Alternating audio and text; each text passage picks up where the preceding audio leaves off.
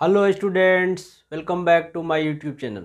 10.2 का जो remaining problems था उसको हम लोग डिस्कस करेंगे। इससे पिछले क्लास में हम लोग एक्सरसाइज 10.2 के 1 to 7 नंबर तक के क्वेश्चन को अपने ने डिस्कस किया था। इसीलिए आज जो हम लोग क्लास में लिखे हैं, हेडिंग देखे होंगे आपने, NCERT exercise 10.2 circle remaining problems, जो कि आज हम लोग डिस्कस करेंगे। क्वेश्चन नंबर 8 से 13 तक के सारे क्वेश्चंस को अपन एक एक करके क्वेश्चन का पोस्टमार्टम करेंगे और क्वेश्चन को दबा के प्रैक्टिस करेंगे। ठीक है, तो आप अपना कॉपी और पेन लेके तैयार हो जाएं और एक नए उमंग के साथ हम लोग चैप्टर को आगे बढ़ाते हैं। ठीक है बच्चों, टाइम को किल ना करते हम लोग स्टार्ट करते हैं अपना सवाल।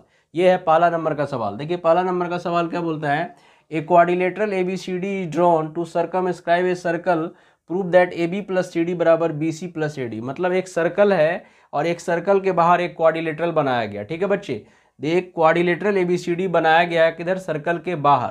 तो हमको ये प्रूव करना है कि AB प्लस CD जो होगा वो AD प्लस BC के इक्वल होगा। ये अपने को प्रूव करना है। तो सबसे पहले हम लोग को सवाल में क्या दिया हुआ है, गिवन डाटा। गिवन हमको लोग को दिया हुआ है आ quadrilateral ABCD circumscribe a circle, ये अपने को दिया हुआ। और यहाँ पे देखिए एक बात ये भी बड़ा खासियत है इस क्वेश्चन में कि क्वाड्रिलेटरल का जो चार साइड है ना, चारों साइड किसका काम कर रहा है, टेंजेंट का काम कर रहा है। चारों साइड किसका काम कर रहा है बच्चे, टेंजेंट का। क्यों? क्योंकि ये सर्कल को छू के निकल रहा है। सर्कल को क्या कर रहा है, एकदम छू के निकल रहा है। अगर कोई लाइन सर्कल को छू के निकल जाए, टच करके निकल जाए, उसी को हम लोग क्या बोलते हैं, टेंजेंट बोलते हैं। इसका मतलब AB भी टेंजेंट है, BC भी टेंजेंट है और CD भी टेंजेंट है और साथ ही साथ AD भी टेंजेंट है। मतलब all four sides of the quadrilateral here ABCD are acts as a tangent for the circle.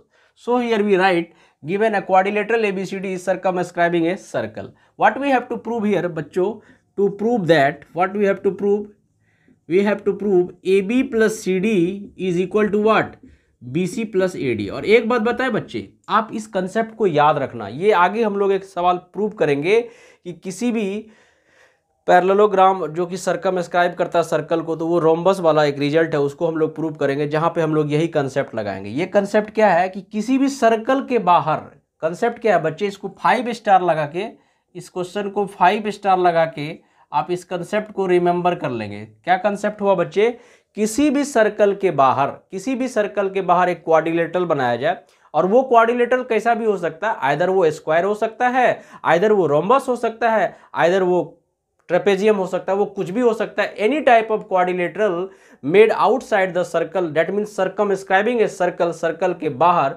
उस क्वाड्रिलेटरल का जो अपोजिट साइड होगा ना बच्चा, उस क्वाड्रिलेटरल का जो अपोजिट साइड का सम होगा वो अदर दो अपोजिट साइड के सम के बराबर होगा। That means what, AB plus CD is equal to BC plus AD। AB plus CD is equal to BC plus AD।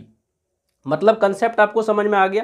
किसी भी क्वाड्रिलेटरल जो सर्कल के बाहर बनाया गया, उसमें अपोजिट साइड्स का क्वाड्रिलेटरल का जो सम होगा, अपोजिट साइड का क्वाड्रिलेटरल का सम दूसरे अपोजिट साइड के क्वाड्रिलेटरल के सम के बराबर होगा। That means what, AB plus CD is equal to BC plus AD के बराबर होगा। ये रिजल्ट हम लोग याद कर लेंगे और अभी इस क्वेश्चन में हम लोग इसको प्रूव करने ही वाले हैं। अभी इस सवाल में AB प्लस CD बराबर BC प्लस AD हम लोग प्रूव करने वाले हैं। ये हम लोग प्रूव करेंगे बच्चे, लेकिन इस कंसेप्ट को याद कर लेंगे ताकि हमको नेक्स्ट सवाल में ये रिजल्ट हम लोग डायरेक्ट लगा दे कि किसी भी सर्कल के बाहर अगर एक क्वाड्रिलेटरल बनाया जाए तो उस क्वाड्रिलेटरल का जो अपोजिट साइड का सम होगा वो अदर दो क्वाड्रिलेटरल, मतलब उसी क्वाड्रिलेटरल के अपोजिट साइड के सम के बराबर होगा। ये रिजल्ट हो गया। अब देखिए आप इसका प्रूफ, अब इसमें आप देखिए इसका प्रूफ में हम लोग क्या कंसेप्ट लगाने वाले हैं।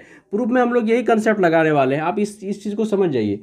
ये जो C पॉइंट है, C एक एक्सटर्नल पॉइंट है, C इज एक्सटर्नल पॉइंट, जहां से CR और CQ दो टेंजेंट है। और हम लोग ये थ्योरम पढ़े हैं ना, किसी भी सर्कल में अगर कोई एक्सटर्नल पॉइंट से हम लोग टेंजेंट खींचते हैं, इस पॉइंट से टेंजेंट खींचते थे और इस पॉइंट से टेंजेंट खींचते थे, अगर ये P और Q था और ये R दो टेंजेंट था, तो PQ और PR बराबर होता था।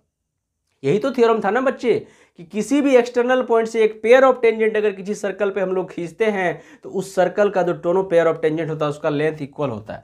तो हम लोग प्रूफ में यही चीज को लिखेंगे, इस बात को प्रूफ में कोट करेंगे क्लियरली। ये सारा बात कौन सा, CR का लेंथ किसके बराबर होगा बच्चा, CQ के बराबर होगा। CR का लेंथ किसके बराबर होगा, सी क्यू के बराबर। काहे होगा सर? सी आर और सी क्यू एक एक्सटर्नल पॉइंट सी से टेंजेंट खींचा गया है सर्कल पे, इसीलिए सी आर और सी क्यू बराबर होगा। क्योंकि सर आपने हमको थ्योरम पढ़ाया है, क्या थ्योरम पढ़ाया है कि एक्सटर्नल पॉइंट से जब हम लोग टेंजेंट खींचते हैं किसी सर्कल पे, उस टेंजेंट का लेंथ इक्वल होता है। अब इसी तरह से यहां से देखिए, इस डी पॉइंट से देखिए, डीएस और डी आर टेंजेंट हो गया एक्सटर्नल पॉइंट से, तो ये भी बराबर होगा, डीएस बराबर डी आर। इसी तरह से एक एक्सटर्नल पॉइंट है, यहां से टेंजेंट कौन बराबर होगा? एपी बराबर एएस और दूसरा बी एक एक्सटर्नल पॉइंट से टेंजेंट क्या हो जाएगा बच्चे? बीपी बराबर बीक्यू। इस सब सारे का रीजन क्या होगा? Length of tangent drawn from an external point to a circle are equal.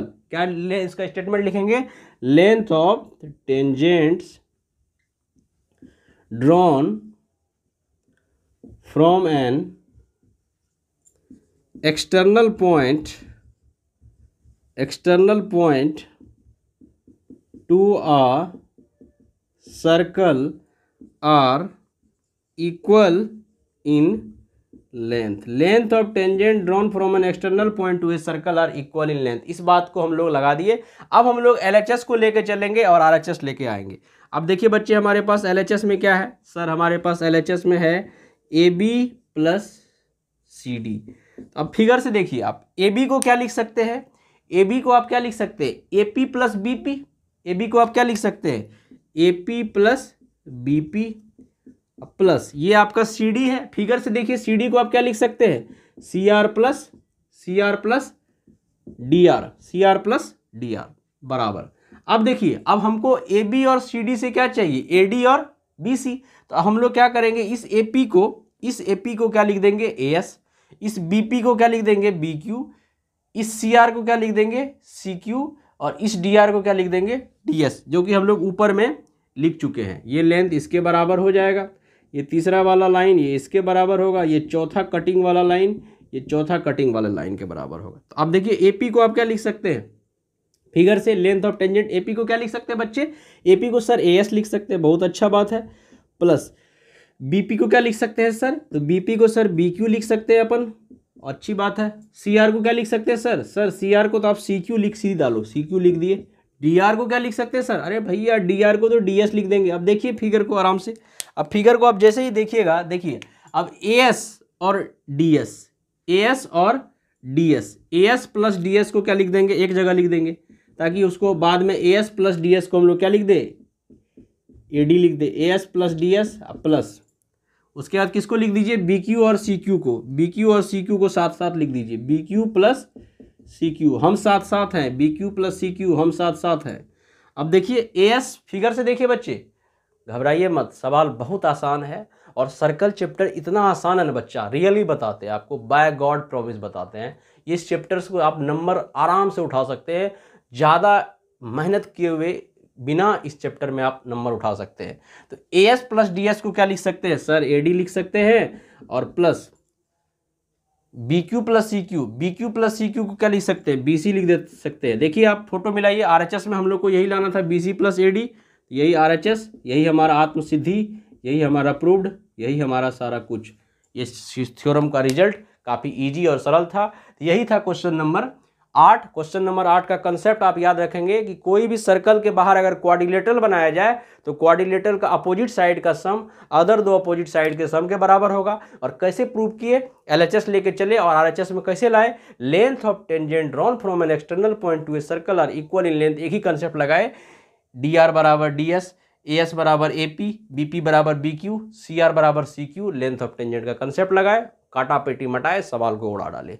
अब हम लोग चलेंगे क्वेश्चन नंबर 9 की ओर। जो क्वेश्चन नंबर 9 आपके लिए है, क्वेश्चन नंबर 9 में फिगर दिया हुआ है। क्वेश्चन वाला अपने को फिगर दिया, तो हम आपको फिगर का स्टेटमेंट पढ़ के समझाते हैं। क्वेश्चन वाला क्या बोला?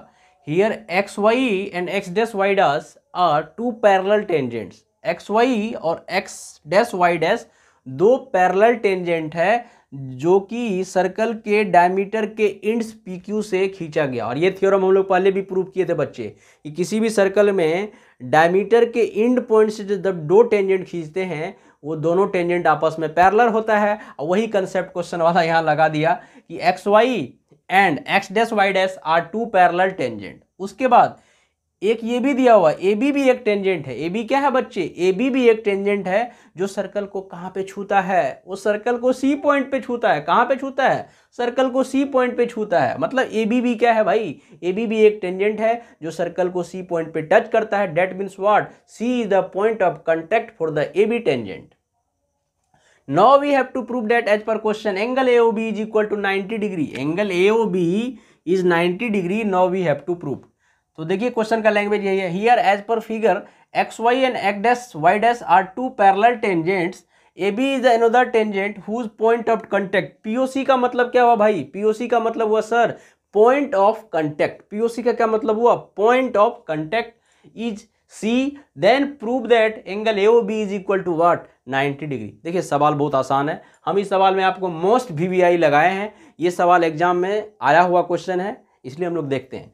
तो अब देखिए एक बात बताइए, जैसे ही टेंजेंट आ जाए ना भाई, जैसे ही सवाल में टेंजेंट आ जाए तो समझ ही जाइए वो फिगर बनेगा कि एक्सटर्नल पॉइंट से टेंजेंट का लेंथ क्या होता है, इक्वल होता है। आप इसमें से क्या करिए, आप खाली O से C को ज्वाइन कर दीजिए। O से C को जैसे ही आप ज्वाइन करिए ना, देखिए क्वेश्चन खत्म ही हो गया।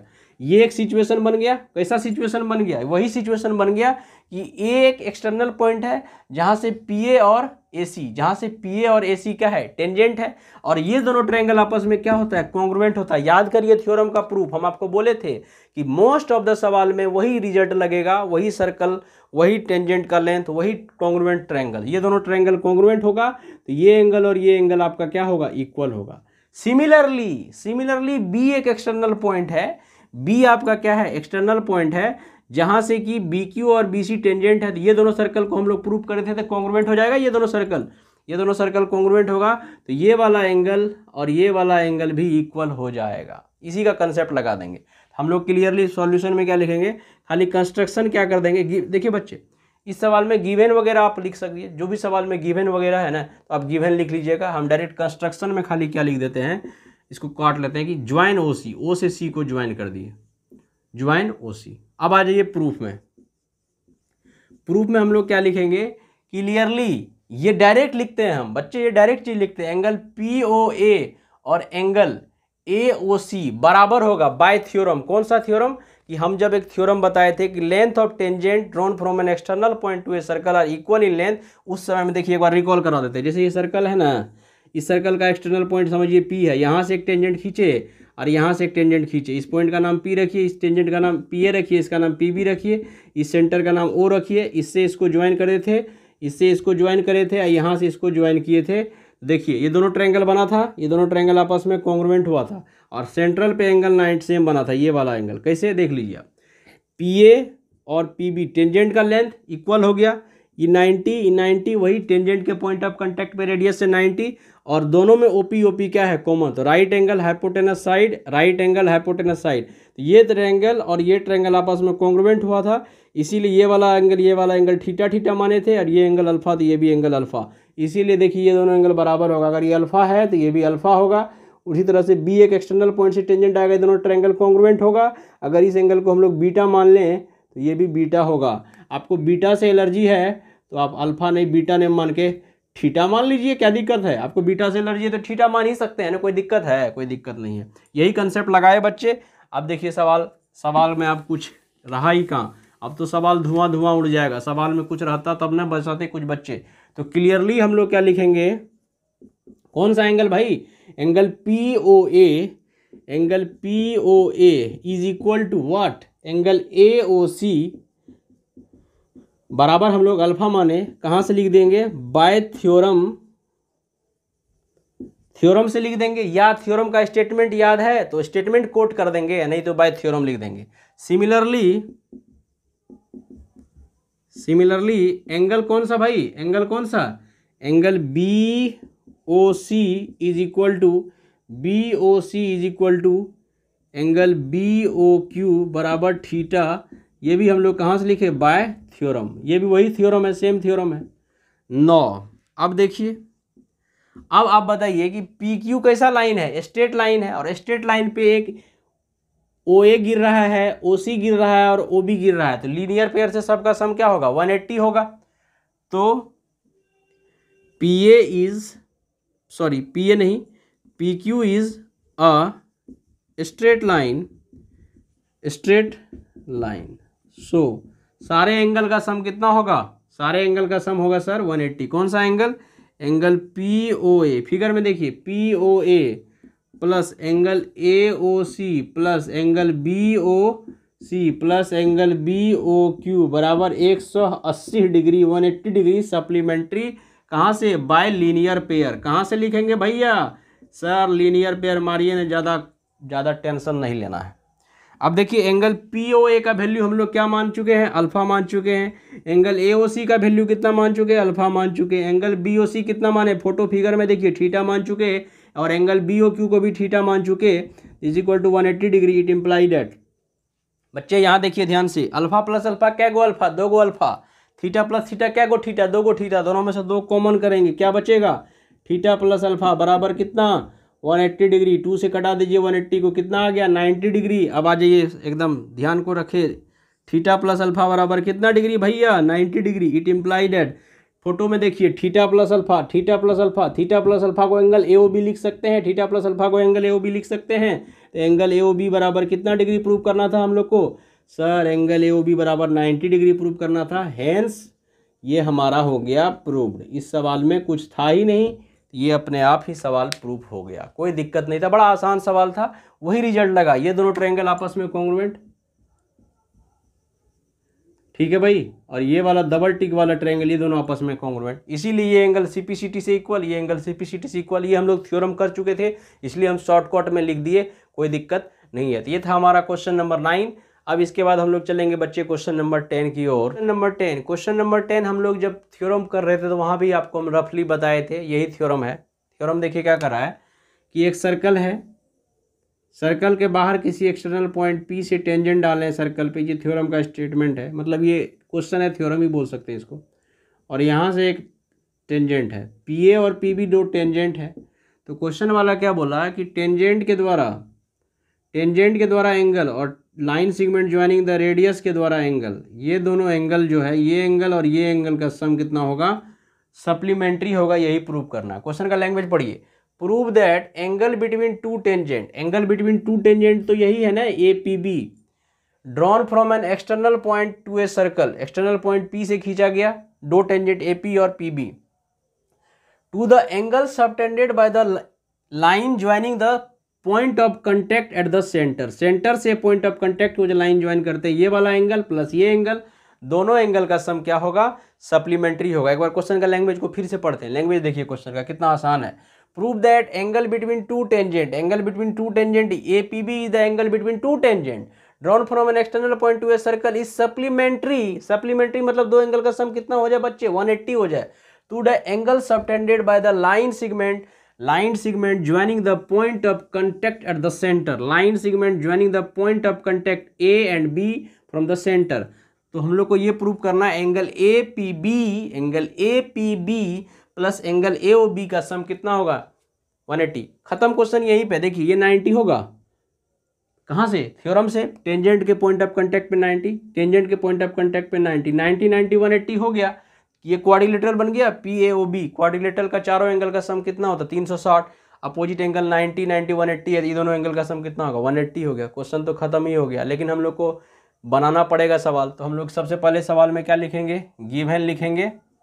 गिवन क्या है बच्चे? सर्कल जिसका सेंटर O और रेडियस क्या है? R है। सर्कल जिसका सेंटर O और रेडियस क्या है? R है। PA and PB are two tangents, PA and PB are two tangents drawn from an external point P, external point P से खींचा गया 2 टेंजेंट है भाई। PA और PB किसी एक्सटर्नल पॉइंट P से खींचा गया टेंजेंट है। Then we have to prove that. What we have to prove that? To prove that angle between two tangents, that is angle APB plus angle AOB is equal to what? 180 degree. आ जाइए proof में, कुछ भी नहीं करना है, लिखेंगे clearly. OA जो है आपका परपेंडिकुलर होगा PA पे, OA परपेंडिकुलर PA पे, एंड OB परपेंडिकुलर किस पे होगा? PB पे। कहाँ से? Bye theorem 10.1। डायरेक्ट आपको थ्योरम का स्टेटमेंट याद है तो कोटेशन कर दीजिए थ्योरम का statement. line through the point of contact joining with the center to the point of contact at 90 degree. Line at the point of contact of the tangent drawn from the center with the radius is 90 degree. Bye theorem 10.1 लिख दिए, कोई दिक्कत नहीं है, हो गया 90 degree होगी गया, अब तो कुछ करना ही नहीं, अब हम लोग लगाएंगे इन क्वाड्रिलेटरल क्वाड्रिलेटरल को हम लोग कैसे सिंबल करते हैं बच्चे, ये 4 बॉक्स से इन क्वाड्रिलेटरल PAOB, चारों एंगल का सम, angle APB plus angle OAP plus angle AOB plus angle OBP बराबर 360 डिग्री। कहाँ से, डायरेक्ट शॉर्ट में लिख देते हैं, by property of quadrilateral, quad मतलब क्वाड्रिलेटरल के प्रॉपर्टी से क्वाड्रिलेटरल का चारों एंगल का सम 360 ही ना होता भाई, तो इसीलिए 360। अब दो एंगल 90 लिख दीजिए, इस दोनों एंगल को एक साथ लिख दीजिए, एंगल APB प्लस कौन सा एंगल, एंगल AOB, और अदर दो एंगल कितना है 90 लिख दीजिए, 360 हो गया भाई। 90 कितना होगा रामू, बोलो रामू, 90 सर 180 होगा, तो उधर से मोहन बोलो 180 को उधर क्या करें, भेज दें क्या उधर, हाँ सर भेजिए। 360 में 180 जाके क्या हो गया भाई, घट गया, तो कितना आएगा 180। लाना क्या था सोनू, लाना तो 180 ही था सर, तो ये थ्योरम क्या हो गया, ये रिजल्ट क्या हो गया, ये रिजल्ट प्रूव हो गया। अगर आप इस रिजल्ट को प्रूव कर दिए तो आपको ये बता देते हैं, अगर आपको ये क्वेश्चन समझ में आया तो वीडियो को ज़्यादा से ज़्यादा लाइक करें, शेयर करें, सब्सक्राइब करें और नोटिफिकेशन का बेल भी दबा लें, ताकि आपको मैथ्स के रिगार्डिंग रेगुलर अपडेट सबसे पहले आप तक पहुँचे और आप मैथ के फील्ड में बादशाह बन जाएँ। तो ये है क्वेश्चन नंबर 10। क्वेश्चन नंबर 10 का था सॉल्यूशन, काफ़ी आसान था। अब हम लोग आएंगे बच्चे क्वेश्चन नंबर 11 की ओर। तो क्वेश्चन नंबर 11 देखिए, क्वेश्चन नंबर 11 बहुत दिन से हमको इंतजार था इस क्वेश्चन का, बार बार हम आपको बोल रहे थे ना कि अभी जो रिजल्ट अभी पढ़े थे ना हम लोग, किसी भी देखिए एक चीज़ समझिए, पहले एक वर्ड आपको आएगा इंस्क्राइब्ड और एक वर्ड आएगा सरकमस्क्राइब्ड। इंस्क्राइब्ड का मतलब क्या हुआ, जैसे जैसे आप समझ लीजिए, जैसे एक सर्कल है, इसके अंदर एक अगर ट्रायंगल बना दिए, इसके अंदर हम क्या बना दिए, एक ट्रायंगल बना दिए, तो हम लोग क्या बोलेंगे कि triangle is inscribed in a circle. Triangle जो है वो सर्कल के अंदर है, तो इंस्क्राइब्ड का मतलब हो गया अंदर, इनसाइड, और सरकमस्क्राइब्ड जो यहाँ पे है, या सरकमस्क्राइबिंग का मतलब हो गया बाहर।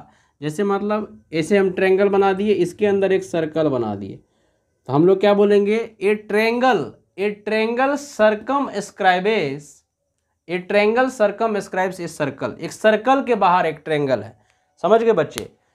सरकमस्क्राइब का मतलब किसी फिगर के बाहर कोई दूसरा फिगर है, इंस्क्राइब्ड का मतलब किसी फिगर के अंदर कोई दूसरा फिगर। ये दो वर्ड आपको बार बार एरिया ऑफ सर्कल में भी आएगा, उसके बाद वॉल्यूम सरफेस एरिया में भी आएगा, ये रिलेट करता है। तो अब सवाल देखिए क्या बोलता है, prove that parallelogram circumscribing a circle. मतलब किसी भी पैरेललोग्राम, कोई भी पैरेललोग्राम के अंदर क्या है, एक सर्कल है, मतलब पैरेललोग्राम बाहर बना है। पैरेललोग्राम जो है ना आपका, वो पैरेललोग्राम क्या बना, बाहर बना, उसके अंदर क्या बनाया गया, एक सर्कल बनाया गया, ताकि वो इसके सारे साइड को टच कर रहा है। ये ABCD आपका पैरेललोग्राम है, ये टेंजेंट हो गया, चारों साइड PQRS, ऐसा ही फिगर है, वो टच करेगा, वही लिखा है। Prove that the parallelogram ABCD एक पैरेललोग्राम है, सरकमस्क्राइब मतलब बाहर है। किसके बाहर है, एक सर्कल के बाहर, एक सर्कल उसके बाहर पैरेललोग्राम, मजा आ गया देख के वो जमाना। तो ठीक है, तो एक सर्कल है, एक सर्कल के बाहर क्या है, पैरेललोग्राम है। That means what, a parallelogram circumscribes a circle such that all the four sides of the parallelogram are acts as a tangent because they only touch the one point of a circle.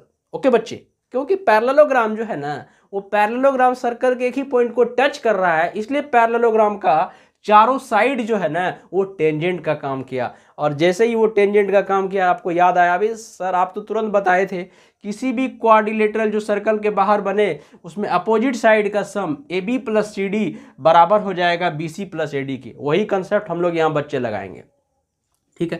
तो देखिए सवाल में हम लोग को given क्या दिया भाई, तो गिवन दिया हुआ हम लोग को पैरेललोग्राम ABCD और सर्कल जिसका सेंटर O होगा और रेडियस R होगा, ये दिया हुआ है। और कुछ भी दिया हुआ, सर्कल का सेंटर का तो हम यूज करेंगे नहीं, दिया हुआ ये, ठीक है। Such that all 4 sides of parallelogram acts as a tangent. इस तरह से है भाई, इस तरह से है कि पैरेललोग्राम का चारों साइड टेंजेंट का काम कर रहा है। बहुत अच्छा बात है। तो क्या प्रूव करना है? तो सर आपको ये प्रूव करना है कि ये जो पैरेललोग्राम है ये रोम्बस है। अब एक बात बताइए, कोई पैरेललोग्राम रोम्बस कब हो सकता है? कोई पैरेललोग्राम रोम्बस तभी न होगा जब उसका चारों साइड इक्वल होगा। अगर उसका चारों साइड इक्वल हो गया, वो हो सकता है रोम्बस हो या तो स्क्वायर हो, लेकिन स्क्वायर होने का हम गारंटी नहीं दे सकते, because each angle of square is 90 degree but each angle of rhombus is not 90 degree. So in a parallelogram, if all 4 sides are equal, then definitely this parallelogram is rhombus. You can't say about it is a square. It may be a square, but every square is a rhombus, not rhombus is a square. ठीक है बच्चे, बात को आप समझ पा रहे हो मेरे बात को?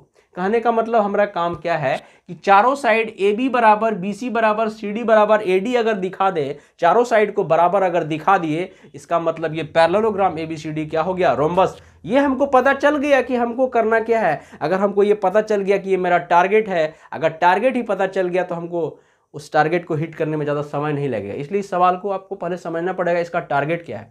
तो अब इस सवाल में हमको टारगेट मिल गया कि हमको चारों साइड इक्वल दिखाना है। तो क्या प्रूव करना है? चारों साइड AB बराबर BC बराबर CD बराबर AD। या तो आप ये लिख दीजिए या आप लिख दीजिए quadrilateral ABCD is what? Rhombus. Is a rhombus. कोई दिक्कत है क्या? कोई दिक्कत नहीं भैया, आ जाइए प्रूफ में। अब प्रूफ करने के लिए हम डायरेक्ट यहाँ पे स्टेटमेंट लिखेंगे। अभी हम जो प्रीवियस प्रूफ किए थे कि किसी भी सर्कल के बाहर अगर कोई क्वाड्रिलेटरल बना, बार बार हम ये चीज़ बोल रहे हैं ताकि आपके दिमाग में और जहन में और आपके दिलो दिमाग में वो छा जाए और वो प्रिंट हो जाए। किसी भी सर्कल के बाहर अगर एक क्वाड्रिलेटरल बनाया जाना तो क्वाड्रिलेटरल का जो अपोजिट साइड का सम है अदर दो अपोजिट साइड के सम के बराबर होगा। बार बार बोलने से हमको तो याद हो ही गया, आपको भी याद हो जाएगा भैया, कोई दिक्कत नहीं है। तो we know that, what we know that, we know that यह डायरेक्ट लिख देते हैं AB plus CD is equal to AD plus BC। ये हम लोग जानते हैं। फॉर एनी क्वाड्रिलेटरल लिख देंगे, for any quadrilateral that circumscribe a circle. अगर कोई भी क्वाड्रिलेटरल सर्कल को सर्कमस्क्राइब करेगा तो उसमें अदर दो साइड अपोजिट साइड का सम इसके बराबर होगा। ये तो हम लोग के पास लिख दिए। अब एक बात बताइए, अगर ये पैरेललोग्राम है, नो, अगर ABCD क्या है, अगर ABCD पैरेललोग्राम है तो इसका अपोजिट साइड इक्वल होगा। AB किसके बराबर होगा? CD के, एंड BC किसके बराबर होगा? AD के। ये गिवन है। कैसे गिवन है sir? Because ABCD is parallelogram as per the information of the question, so this is given data. No, अब हम लोग क्या करें? AB को और CD बराबर है तो हम लोग क्या लिख सकते हैं? AB को AB रहने दीजिए, CD को फिर AB लिख दीजिए बराबर। BC है ना, AD, इस AD को क्या लिख दीजिए? BC, अब प्लस का BC, इसको मान लीजिए 2 नंबर। तो हम लोग क्या लिखेंगे? फ्रॉम 1 and 2, 1 और 2 के हेल्प से हम लोग ऐसा कर सकते हैं। AB था, CD को AB लिख दिए, AD था, BC था, BC को रहने दिए, AD को क्या लिख दिए? BC लिख दिए। इट इम्प्लाइड एट 2AB बराबर 2BC, 2 गेट कैंसिल, AB बराबर BC, AB बराबर BC। अब आप देखिए AB किसके बराबर आ गया? BC के बराबर। जब इसको हम AB लिखे तो AB बराबर BC। अब हम लोग क्या कर देते हैं? अब एक बार CD लिख देते हैं। सिमिलरली जब हम लोग इस AB को CD लिख देंगे तो इधर 2CD होगा और इस BC को भी क्या लिख देंगे? AD, इधर 2AD होगा। उस केस में AD किसके बराबर होगा? CD के बराबर। सिमिलरली AD बराबर CD, AD किसके बराबर हो गया? CD के। इसको मान लीजिए A नंबर, इसको मान लीजिए B नंबर। इस बात को समझ पाए कि नहीं बच्चे? जब हम लोग इसको 2 बार CD को AB लिख दिए 2AB, इधर AD को क्या लिख दिए BC, तो 2AB is equal to 2BC, 2 get cancel. Similarly जब हम लोग इस AB को क्या लिख देंगे, इस AB को CD लिख देंगे, पहले वाला CD है ही तो 2 CD इधर होगा, और इस BC को क्या लिख देंगे, AD ही लिख देंगे, 2AD, मतलब AD बराबर CD। सिमिलरली AD बराबर CD। अब देखिए ये AB इसके बराबर है, ये इसके बराबर है, और AB और CD तो आपस में बराबर ही है, तो फ्रॉम A एंड B से हम लोग क्या कोरिलेट कर लिए, फ्रॉम A एंड B से। देखिए आप, बड़ा सिंपल है, AB तो AB है, AB तो AB है, AB किसके बराबर हम लोग दिखाए, AB किसके बराबर दिखाए, BC के बराबर, और AB क्वेश्चन वाले के हिसाब से किसके बराबर, AB क्वेश्चन वाले के हिसाब से किसके बराबर है, CD के बराबर, because ABCD is a parallelogram, तो AB बराबर CD भी हो गया। अब बताइए BC किसके बराबर है, AD के बराबर, तो सब आपस में बराबर नहीं हो गया, तो चारों साइड अगर बराबर हो गया, so quadrilateral ABCD is a rhombus. तो हमारा क्वाड्रिलेटरल ABCD क्या हो गया बच्चे, तो क्वाड्रिलेटरल ABCD रोम्बस हो गया। तो आज ये सवाल हम लोग 11 नंबर का सवाल किए। आज हम लोग इतना ही रखते हैं, 10.2 के 11 तक के 4 सवाल को डिस्कस किए, 8, 9, 10, 11। इस पे 2 सवाल बचता है बच्चे, 12 और 13। 12 नंबर का सवाल मोस्ट VVI सवाल है, जिसको हम लोग नेक्स्ट क्लास में कर लेंगे, और 13 नंबर भी अच्छा ही सवाल है, इंपॉर्टेंट सवाल है, जो कि हम लोग कर चुके हैं, थ्योरम से ही रिलेट है, कोई ज़्यादा टफ है नहीं। 2 सवाल का वीडियो जल्द लेकर हम आएंगे, उस दोनों सवाल को आपको करा देंगे, तब हमारा सर्कल चैप्टर खत्म हो जाएगा। सर्कल हमारे बीच नहीं रहेगा, सर्कल जहाँ भी रहे इसकी आत्मा को शांति मिलेगा, कोई दिक्कत नहीं है। सर्कल हम लोग को ज़्यादा परेशान भी नहीं किया। आप इस सवाल को 2-3 बार देखेंगे ना, 10.2 का ये सवाल आपको समझ में आएगा, बार बार आप इसको प्रैक्टिस करेंगे तो ये समझ में आ जाएगा। तो हम लोग 4 सवाल को डिस्कस किए, आप इसको बार बार देखें और वीडियो को ज़्यादा से ज़्यादा शेयर करें। Thanks for watching, have a nice day, bye.